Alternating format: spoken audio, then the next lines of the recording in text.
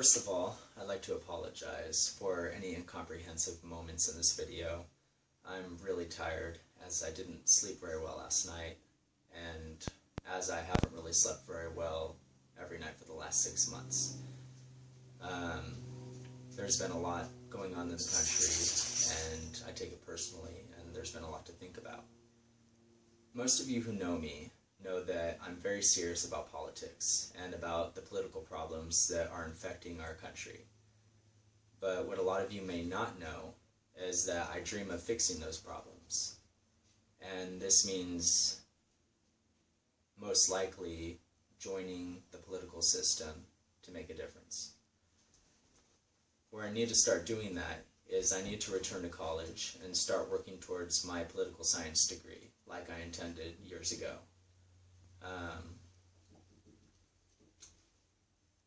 Now I've tried to, for a few semesters, to save up enough money to return to school to make up some classes that I bunked when I was a bit younger. And unfortunately, construction has proven to be an increasingly unstable and competitive field. And I've never really been the kind of person to come out and ask for help from anyone, even when I really needed it, even when I really should have. But at this point, I realize that it's time to stop being proud and start doing what really needs to be done. Life experience, I'm going to switch gears here for a minute. Life experience is a really interesting thing. Most politicians, they go through the same math as anyone.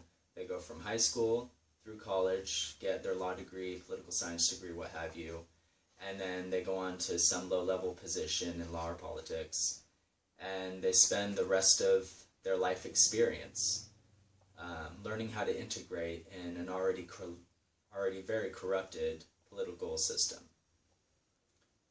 This hasn't worked for anyone, clearly. I have the advantage that after high school, I went into the military, I had some life experience there, and then I worked a series of low-level jobs, mid-level jobs, always underpaid positions, and for over a decade, I've foreseen that there's not really any true reward for all my hard work, that there's always going to be somebody else who's benefiting from my hard work. And the same goes for everyone in the lower middle and middle classes. In fact, most of the businesses I've worked for are either just getting by themselves or several of them have gone out of business. So that doesn't really show much hope for me, or a lot of you. And this is just one folly of the political system that's bought and paid for by the corrupt wealthy.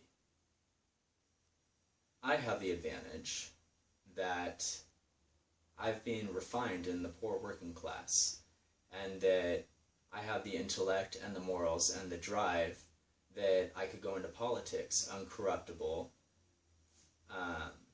and take a stand for people and for ethics and for civil rights and for the environment and for really a clearer pursuit of happiness for everyone. And I can do it all while keeping economics in mind. I wrote down some do's and don'ts for myself.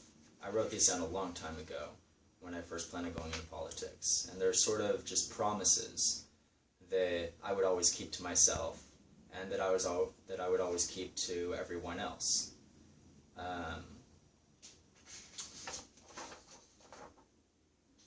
I would not be a quiet and docile politician.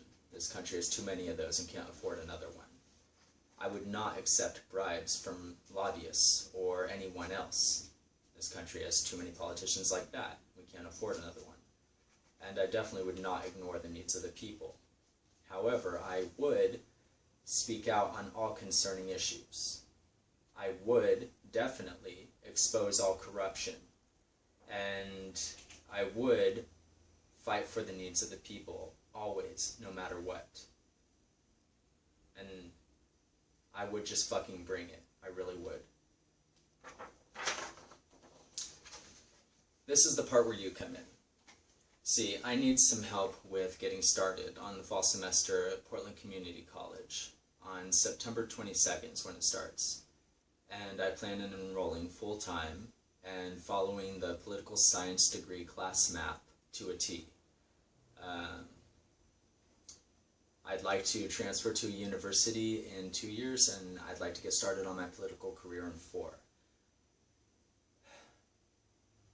The only exceptions to the class map, however, would be that I've really already assessed out of most of my English and math classes, so the extra credits I have from that would go towards getting a minor in communications and also becoming fluent in Spanish, because I think it's incredibly important for a politician to be a good communicator, and also very important for a politician these days to be better connected to the Hispanic community and to minority communities. We really need that. But I digress.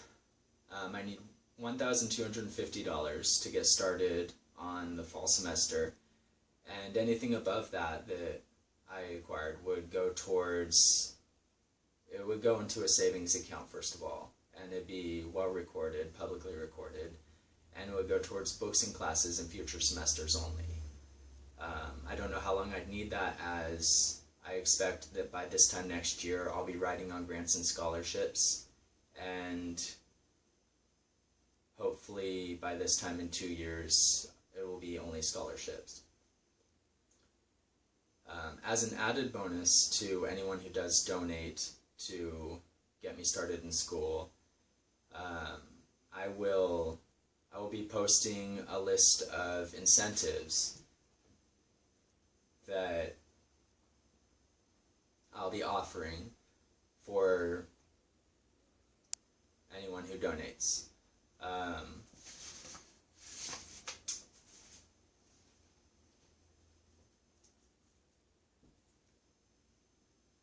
I'm an open book, and if anyone has any questions or comments or anything they want to know, I will respond to anybody's messages. Thank you for those of you who understand where I'm coming from, and I really feel certain that with your help and your support, monetary or otherwise, that we will make a difference in this country, a difference that needs to be made.